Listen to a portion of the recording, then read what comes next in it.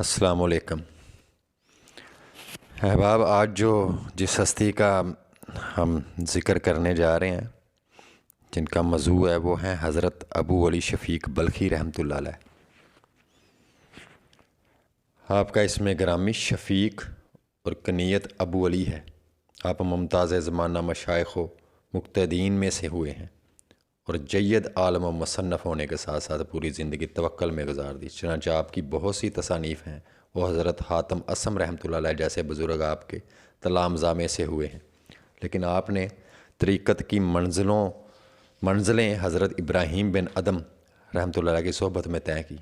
اور کثیر تعداد میں مشائخ سے شرف نیاز حاصل کرتے رہے۔ آپ فرمایا کرتے تھے کہ میں نے 1700 اساتذہ سے شریعت اور طریقت کے علوم سے استفادہ کیا، لیکن نتیجہ میں یہ پتہ چلا کہ خدا کی رضا صرف 4 چیزوں پر منحصر ہے: اول، روزی کی جانب سے سکون حاصل رہنا; دوم، خلوص سے پیش آنا; سوم، ابلیس کو دشمن تصور کرنا; چہارم، توشہ آخرت جمع کرنا۔ اور انہی 4 چیزوں کے متعلق اللہ تعالیٰ نے بھی ارشاد فرمایا ہے۔ آپ ایک خاص واقعہ سے متاثر ہو کر تائب ہوئے، اور وہ یہ ہے کہ جب آپ بغرض تجارت ترکی پہنچے تو وہاں کا ایک مشہور بت کدہ دیکھنے پہنچ گئے، اور وہاں ایک پجاری سے فرمایا کہ تجھے قادر و زندہ خدا کو نظر انداز کر کے ایک بے جان بت کی پوجا کرتے ہوئے ندامت نہیں ہوتی؟ اس نے جواب دیا کہ آپ جو حصول رزق کے لیے دنیا بھر میں تجارت کرتے پھرتے ہیں، اس سے ندامت نہیں ہوتی؟ اور کیا آپ کا خالق گھر بیٹھے رزق پہنچانے پر قادر نہیں ہے؟ یہ سن کر اسی وقت وطن لوٹے، اور راستہ میں کسی نے پیشہ دریافت کیا تو آپ نے فرمایا میں تجارت کرتا ہوں۔ اس نے تانا دیا کہ آپ کے مقدر میں جو کچھ ہے وہ تو گھر بیٹھے بھی میسر آ سکتا ہے، لیکن میں یہ سمجھتا ہوں کہ شاید آپ خدا پر شاکر نہیں ہیں۔ اس واقعہ سے آپ اور زیادہ متاثر ہوئے۔ جب گھر پہنچے تو معلوم ہوا کہ شہر کے ایک سردار کا کتا گم ہو گیا ہے، اور شبہ میں آپ کے ہمسایہ کو گرفتار کر لیا گیا۔ چنانچہ آپ نے سردار کو یہ یقین دلا کر کہ تمہارا کتا 3 یوم کے اندر مل جائے گا، اپنے ہمسایہ کو رہا کروایا، اور جس نے کتا چوری کیا تھا وہ تیسرے دن آپ کے پاس لے کر پہنچ گیا، اور آپ نے سردار کا یہاں کتا بھجوا کر دنیا سے کنارہ کشی اختیار کر لی۔ ایک مرتبہ بلخ میں قحط سالی ہو گئی، اور آپ نے بازار میں ایک غلام کو بہت خوش دیکھ کر پوچھا کہ لوگ تو قحط سے برباد ہو گئے اور تو اس قدر خوش نظر آتا ہے؟ اس نے جواب دیا کہ میرے آقا کا یہاں بہت غلہ موجود ہے اور وہ مجھے کبھی بھوکا نہ رکھے گا۔ آپ نے اللہ تعالیٰ سے عرض کیا کہ اے اللہ، جب ایک غلام کو اپنے آقا پر اس قدر اعتماد ہے، توکل ہے، تو تیری ذات پر میں کیوں نہ اعتماد اور توکل کروں، جب کہ تو مالک الملک ہے۔ بس اس کے بعد آپ نے سختی کے ساتھ دنیا سے کنارہ کشی اختیار کر لی، حتیٰ کہ آپ کا توکل معراج کمال تک پہنچا، اور آپ اکثر فرمایا کرتے تھے کہ میرا استاد تو ایک غلام ہے۔ حضرت حاتم اسم رحمۃ اللہ علیہ بیان کرتے تھے کہ ایک مرتبہ میں نے آپ کے ہمراہ شریک جہاد تھا اور جنگ پوری قوت سے جاری تھی، لیکن آپ اپنی گدڑی اوڑھ کر دونوں فوجوں کے درمیان سو گئے، مگر آپ کو کسی قسم کا گزند یا تکلیف نہیں پہنچی۔ آپ ایک مرتبہ اپنی مجلس میں پھولوں کی خوشبو سے محظوظ ہو رہے تھے کہ یکا یک شور بلند ہوا کہ کفار کی فوج آ پہنچی، لیکن آپ نے قوت باطنی کے ذریعے انہیں شکست دے دی، اور اس وقت کسی احمق نے یہ کہہ دیا کہ حیرت انگیز ہے یہ بات کہ کفار کی فوج اتنی قریب پہنچ گئی اور مسلمانوں کا امیر پھول سونگھتا رہا۔ آپ نے فرمایا کہ معترض نے پھول سونگھنا تو دیکھ لیا، لیکن کفار کو جو شکست غیبی ہوئی وہ نظر نہیں آئی۔ ایک مرتبہ سمرقند میں دوران واز لوگوں سے خاص طور پر متوجہ ہو کر فرمایا کہ اگر تم مردہ ہو چکے ہو تو قبرستان پہنچ جاؤ، اور اگر دیوانے ہو تو پاگل خانے چلے جاؤ، اگر کافر ہو تو دارالحرب میں قیام کرو، اور اگر مومن ہو تو پھر راہ راست اختیار کرو۔ کسی رئیس نے عرض کیا کہ محنت مزدوری کرنے کی وجہ سے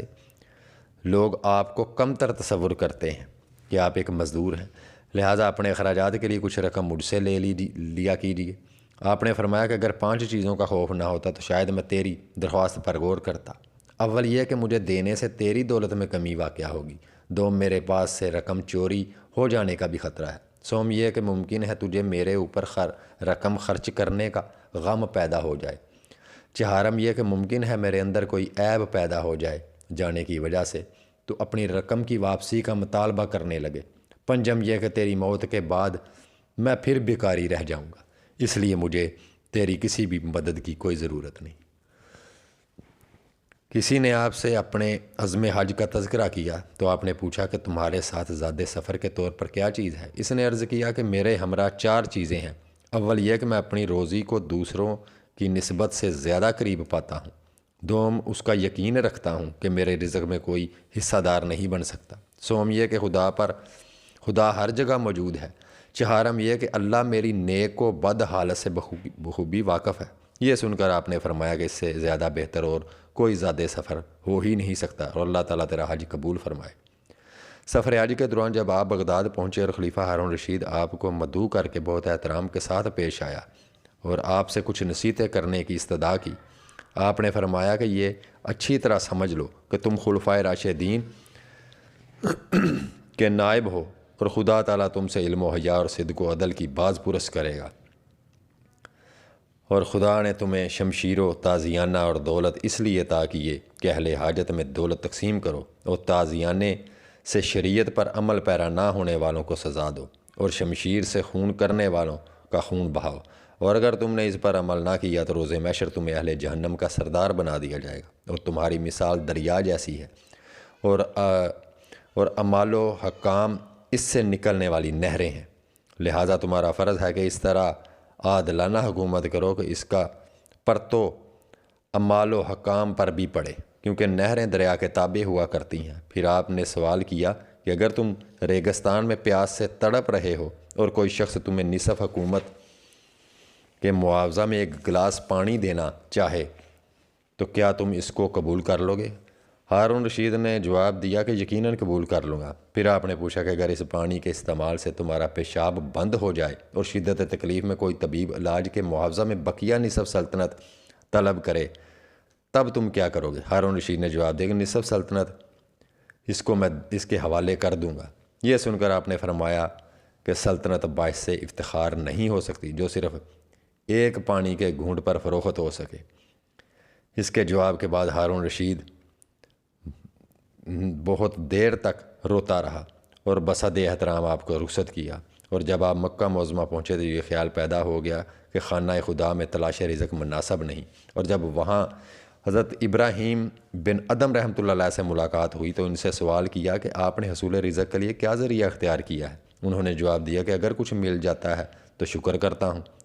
اور نہیں ملتا تو صبر سے کام لیتا ہوں۔ آپ نے فرمایا کہ یہی حال تو کتوں کا بھی ہے، اور حضرت ابراہیم بن ادم رحمۃ اللہ علیہ نے آپ سے حصول معاش کے متعلق پوچھا تو فرمایا کہ اگر کچھ مل جاتا ہے تو خیرات کر دیتا ہوں، اور نہیں ملتا تو شکر سے کام لیتا ہوں۔ یہ سن کر حضرت ابراہیم بن ادم نے کہا کہ واقعی آپ عظیم بزرگ ہیں۔ پھر حج کے بعد آپ بغداد واپس آ گئے اور وہیں واز گوئی کو مشغلہ بنا لیا۔ ایک مرتبہ دوران واز آپ نے فرمایا کہ جس وقت میں نے سفر شروع کیا تو 4 وانگ چاندی میرے پاس تھی، اور آج تک اسی طرح میری جیب میں پڑی ہے۔ اس پر کسی نے اعتراض کیا کہ جس وقت آپ نے چاندی جیب میں رکھی تو کیا اس وقت خدا پر اعتماد نہیں تھا یا اس کا وجود نہیں تھا؟ یہ سن کر آپ خاموشی کے ساتھ ممبر رسول سے نیچے آ گئے۔ آپ فرمایا کرتے تھے کہ ایک مرتبہ میں نے خواب میں کسی کو یہ کہتے سنا کہ متوکلین کے رزق اور خوش خلقی میں زیادتی ہوتی رہتی ہے، اور وہ فراخ دل ہوتے ہیں، اور عبادت کے وقت ان کے قلوب وسوسوں سے پاک رہتے ہیں۔ پھر فرمایا کہ عبادت کی بنیاد بیم و رجا اور حب الہی پر قائم ہے، اور خوف کی نشانی محرمات کو ترک کر دینا ہے، اور امید کی نشانی عبادت پر مدامت اختیار کرنا ہے، اور محبت کی نشانی شوق و توبہ اور رجوع علی اللہ ہو جانا ہے، اور جس کے اندر خوف و اضطراب نہ ہو وہ جہنمی ہے۔ پھر فرمایا کہ 3 چیزیں انسان کے لیے مہلک ہیں: اول توبہ کی امید پر معصیت کا ارتکاب، دوم زندگی کی امید پر توبہ نہ کرنا، سوم رحمت سے مایوس ہونا۔ پھر فرمایا کہ اللہ تعالیٰ عابدین اور اہل ریاضت کو مرنے کے بعد زندہ کرتا ہے اور معصیت کاروں کو زندگی میں ہی مردہ بنا دیتا ہے۔ پھر فرمایا کہ فقر سے 3 چیزیں حاصل ہوتی ہیں: جسمانی غم، مشغلہ قلب اور دشواری حساب۔ پھر فرمایا کہ موت آ کر واپس نہیں ہوتی، لہٰذا ہر لمحہ اس کے لیے کمر بستہ رہو۔ پھر فرمایا کہ میرے نزدیک مہمان ہر شے سے زیادہ عزیز ہے، کیونکہ مہمان نوازی کا صلہ خدا ہی جانتا ہے۔ پھر فرمایا کہ جو شخص حصول نعمت کے لیے دشواری اختیار کر کے دشواری کو فراخی تصور نہ کرے، وہ ہمیشہ غم دو جہان میں مبتلا رہتا ہے، اور جس نے اس کو فراخی سمجھ لیا وہ دو جہان میں خوش رہتا ہے۔ جب لوگوں نے آپ سے سوال کیا کہ خدا پر کامل اعتماد کرنے والا کون ہوتا ہے، فرمایا جو دنیاوی شے کے فوت ہو جانے کو غنیمت تصور کرے اور جو خدا کے وعدوں کو انسانوں کے وعدوں سے زیادہ اطمینان بخش سمجھے۔ پھر فرمایا کہ 3 چیزیں تقوی کی پہچان ہیں: فرستاون، منع کردن، سخن گفتن۔ فرستاون کا مفہوم یہ ہے کہ تم خدا کے فرستادہ ہو، لہٰذا اسی قسم کے امور انجام دو، اور منع کردن کا مفہوم یہ ہے کہ کسی سے کچھ طلب نہ کرو، اور سخن گفتن سے مراد ہے کہ ایسی بات کہو جو دین و دنیا میں سود مند ہو، اور دوسرا مفہوم اس جملہ کا یہ ہے کہ تم نے جس قدر نیک کام انجام دیے وہ دین کی بھلائی کے لیے ہوں، اور جن کاموں سے کنارہ کشی اختیار کی وہ دنیاوی بھلائی کے لیے ہیں، کیونکہ ایک انسان اپنی زبان سے دین اور دنیا دونوں کی باتیں کر سکتا ہے۔ پھر فرمایا کہ میں نے متعدد علماء سے سوال کیا کہ دانشور، دولت مند، بخیل، دانا، درویش کا کیا مفہوم ہے، اور سب نے یہی جواب دیا کہ دانشور وہ ہے جو حب دنیا سے اعتزاز کرے، دولت مند وہ ہے جو قضاء و قدر پر مطمئن رہے، دانا وہ ہے جو فریب دنیا میں مبتلا نہ ہو سکے، درویش وہ ہے جو زیادہ طلب نہ کرے، اور بخیل وہ ہے جو دولت کو مخلوق سے زیادہ عزیز تصور کرتے ہوئے کسی کو ایک دانہ نہ دے۔ حضرت حاتم اسم رحمۃ اللہ علیہ نے آپ سے نفع بخش نصیحت کرنے کی درخواست کی، تو آپ نے فرمایا کہ عام وصیت تو یہ ہے کہ اپنے قول کا معقول جواب سوچے بغیر کوئی بات منہ سے نہ نکالی جائے، اور خاص وصیت یہ ہے کہ جب تمہارے اندر بات نہ کہنے کی طاقت موجود ہے